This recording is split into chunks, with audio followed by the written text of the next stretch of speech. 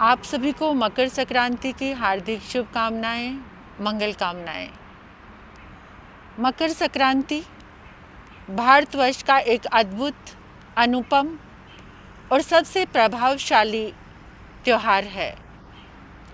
भारत के भिन्न भिन्न प्रांतों में इसे अलग अलग नाम से पुकारा जाता है। कहीं पर इसको पोंगल के नाम से जाना जाता है, कहीं सकरात के नाम से, कहीं पर उत्तरायण के नाम से, कहीं खिचड़ी के नाम से और कहीं पर संक्रांति के नाम से इसको जाना जाता है। वैसे तो साल भर में 12 संक्रांति आती हैं और 12 ही राशि हैं। संक्रांति मीन्स की संक्रमण, यानी सूर्य देव एक राशि से निकलकर दूसरी राशि में प्रवेश करते हैं तो उसे संक्रमण काल कहते हैं, यानी संक्रांति का समय कहते हैं उसे। लेकिन 12 महीनों में 2 संक्रांति विशेष महत्वपूर्ण हैं।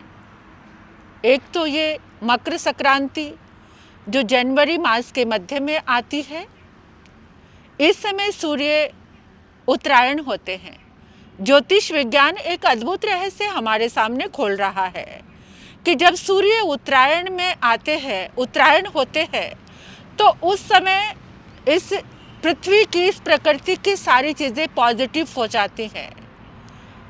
क्योंकि जैसे सूर्य उत्तरायण होते हैं तो मौसम में गर्मी आनी शुरू हो जाती है। और दूसरी संक्रांति आती है जुलाई में।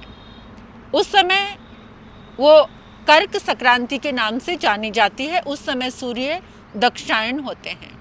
उस समय नमी बढ़ने लगती है, जैसे बारिश वगैरह का आना, तो उस समय सारी चीज़ें मंदता की ओर, नेगेटिविटी की ओर चली जाती हैं। यानी उस समय सूर्य जब दक्षिणायन में होते हैं तो कोई भी शुभ कार्य नहीं किए जाते, क्योंकि उत्तरायण की संक्रांति में देव शक्ति, दिव्य शक्ति जागृत हो जाती है। इस दिन सूर्य धनु राशि से मकर राशि में प्रवेश करते हैं। सूर्य दिन के स्वामी हैं और शनि रात के स्वामी हैं। तो सूर्य अपने पुत्र के घर पे आते हैं एक तरह से देखा जाए तो, और ये पहली बार होता है कि दिन का और रात्रि का मिलन होता है। तो उस समय जो एनर्जी होती है वातावरण में, जो वाइब्रेशन होती है, वो बहुत अद्भुत होती है। तो इस मकर संक्रांति में जो भी कुछ किया जाता है वो अति प्रभावशाली होता है। और ग्रह नक्षत्रों के हिसाब से, ज्योतिष विज्ञान के हिसाब से अब की बार जो 14 तारीख की ये मकर संक्रांति है, ये बहुत अद्भुत है।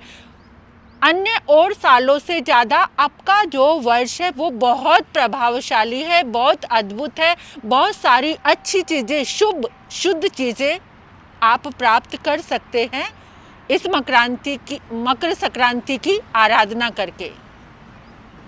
तो इसमें क्या करना है, जैसे जो पुण्य काल है, यानी जो सूर्य का मकर राशि में प्रवेश होगा वो 3:13 PM 14 तारीख को 3:13, और वो काल रहेगा, पुण्य काल जिसको कहते हैं, वो काल रहेगा 5:44 तक। तो उस समय में आपको बहुत सारे शुभ कार्य करने हैं। हर इंसान किसी ना किसी पीड़ा से पीड़ित है। जैसे किसी के घर में कलह कलेश बहुत होता है, या बहुत अच्छा करने के बाद भी उसका रिजल्ट नहीं आता है, या फिर आपस में प्रेम सौहार्द का भाव नहीं है, या फिर लक्ष्मी का आगमन आपके घर में नहीं हो पा रहा। अनेकों तरह की पीड़ाएं हैं। तो और कुछ लोग ऐसे हैं जिनके पास सम्यक बोध भी नहीं है। तो इस काल में जो भी आराधना और साधना की जाती है वो विशेष फलदायी होती है। अनंत गुना उसका फल होता है। जैसे आप एक माला जाप करेंगे तो उसका फल आपको बहुत अधिक मात्रा में मिलेगा। आप कुछ दान करेंगे, जैसे गुड़ और तिल का दान किया जाता है, या फिर जैसे आप नया जो अन्न आता है अपने रसोई घर में उसकी खिचड़ी बनाएं। खिचड़ी बनाकर वो प्रसाद की तरह बांटे, या जो भूखे लोग हैं, गरीब लोग हैं, जिनके पास भोजन की कमी है, उनको खिलाएं।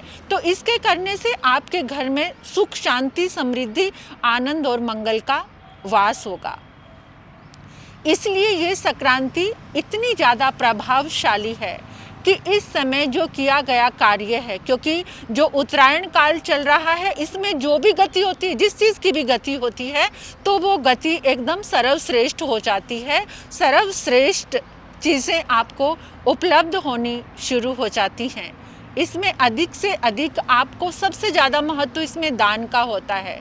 जैसे थोड़ी ठंडी का मौसम होता है, गरम कंबल बांटे, आप किसी को वस्त्र बांटे। विद्या के लिए जो बच्चे पढ़ना चाहते हैं लेकिन उनके पास ऐसी अच्छी सुविधाएं नहीं हैं, अनुकूलता उनके पास नहीं है, तो उनकी आप पढ़ाई में सहयोग कर सकते हैं। और भी जैसे जो आपके आस पड़ोस में कुछ लोग ऐसे होते हैं जो मांग नहीं सकते, पर वो अंदर से कुछ कर नहीं पा रहे होते हैं, उनकी आप ज़रूर से ज़रूर मदद करें। आपको पता होगा उत्तरायण का महत्व क्या है। इस दिन अगर आप एक संकल्प भी ले सकते हैं, जैसे पूरे साल भर के लिए, कि आने वाली हर 14 तारीख को, हर महीने की 14 तारीख को पूरा परिवार इकट्ठे बैठकर धर्म आराधना करेंगे। 1 घंटे मौन कर सकते हैं, माला जाप कर सकते हैं, अपने घर में नमोकार महामंत्र का जाप कर सकते हैं। इस दिन बुधवार है और बुधवार के दिन आप ओम वर्धमानम जिनम, ओम वर्धमानम जिनम, ओम वर्धमानम जिनम, इस जाप से आपके घर में हर एक अच्छी चीज़ों का वर्धन शुरू हो जाएगा। यानी जो अच्छी चीज़ें हैं वो आपके घर में बढ़नी शुरू हो जाएंगी। जिसको आपको लगता है कि मेरे घर में इस चीज़ की कमी है, वो सारी कमी आपकी दूर हो जाएगी। क्योंकि आपको पता ही होगा कि उत्तरायण में महाभारत का वो प्रसंग आपको याद होगा कि जिसमें भीष्म पितामह शरशैया पर पड़े हुए थे। उनके शरीर में वेदना थी, वो देह त्याग करना चाहते थे, लेकिन उनको इंतज़ार था कि कब सूर्य उत्तरायण में होंगे और मैं इस देह का त्याग करूं। यानी उत्तरायण में देह त्याग करने से, प्राणों का त्याग करने से सद्गति प्राप्त होती है। ये कुछ चीज़ें होती है, कुछ तिथि, कुछ त्योहार, कुछ पर्व ऐसे होते हैं जो नेचुरल एक अद्भुत ऊर्जा को लिए होते हैं। और अब की बार जो संक्रांति आ रही है, इसमें एक शुभ संयोग और जुड़ रहा है कि वो है एकादशी का दिन है। उस दिन, एकादशी के दिन भी ज़्यादा से ज़्यादा तप किया जाता है, दान किया जाता है, व्रत उपवास किया जाते हैं। और सबसे बड़ी बात मैं आपको एक और कहती हूँ कि संक्रांति के इस पावन प्रसंग पर आप जो एक्चुअली हैं, आप एक शुद्ध आत्मा हैं, तो अपनी शक्ति का जागरण करें, अपनी आत्मा के नज़दीक आकर अपने स्वरूप की पहचान करें। ये ना भूलें, बाहर की चीज़ें हमें मिल जाएंगी, ये शरीर के लिए या परिवार के गुजारे के लिए वो चीज़ें आपको जाप से, तप से मिल जाएंगी, लेकिन आप एक्चुअली जो आपका स्वरूप है कि हम एक शुद्ध आत्मा हैं, तो उसके लिए आप ज़रूर जागरूक रहना और इस तरह से इस मकर संक्रांति की आराधना करना। एक काम और कर सकते हैं, आपको उगते हुए सूर्य को देखना है। उगते हुए सूर्य में आपने एक पोस्चर बनाकर, जैसे आप मेडिटेशन वाली मुद्रा बनाकर, अगर आप जैसे अपने राइट नासिका से श्वास लेना, लेफ़्ट से छोड़ना, ऐसे अगर 3 मिनट तक करते हैं तो आप देख पाएंगे कि आपके अंदर शुद्धता, सात्विकता का प्रवेश हो रहा है, आप शक्तिमान हो रहे हैं, सूर्य की ऊर्जा आपके भीतर पहुंच रही है, शरीर स्वस्थ हो रहा है। ये भी एक साइंस है जो इसके साथ साथ चल रही है। तो इसे समझकर भी हम अपने जीवन को बहुत आगे तक ले जा सकते हैं और कुछ शुद्ध अच्छे संकल्प हम कर सकते हैं। और पंजाब में तो एक बहुत सुंदर परंपरा है कि जब भी संक्रांति आती है तो गुरुओं के मुखारविंद से उसे श्रवण करते हैं, उसका नाम सुनते हैं। ये पंजाब प्रांत गुरुओं के लिए बहुत विशेष समर्पित है। तो उस दिन गुरु के मुख से, और कुछ कुछ प्रांतों में जैसे हरियाणा में होता है कि इसके पीछे भी एक बहुत बड़ा लॉजिक है, जैसे कोई अपने हमसे रूठ गए हैं, नाराज हैं, तो इस संक्रांति के पर्व पर उनकी मनुहार की जाती है, उनको मनाया जाता है, यानी प्रेम, प्यार, क्षमा, सौहार्द का भाव का वर्धन करने के लिए भी ये संक्रांति पर्व आता है। तो इस संक्रांति पर्व की इस साधना को, आराधना को आप मिस मत करना।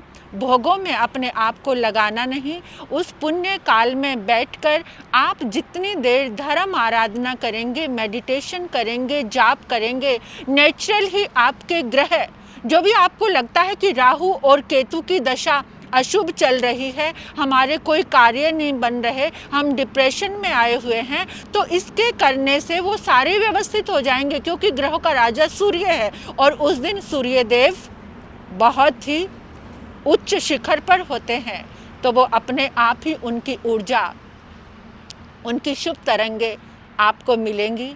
तो भूलना मत, दान करना, आराधना करना, आपसे जो रूठे हुए हैं उनको मनाना, गुरुओं के चरणों में जाना और गुरुदेवों के मुखारबिंद से इस पावन नाम को श्रवण करना।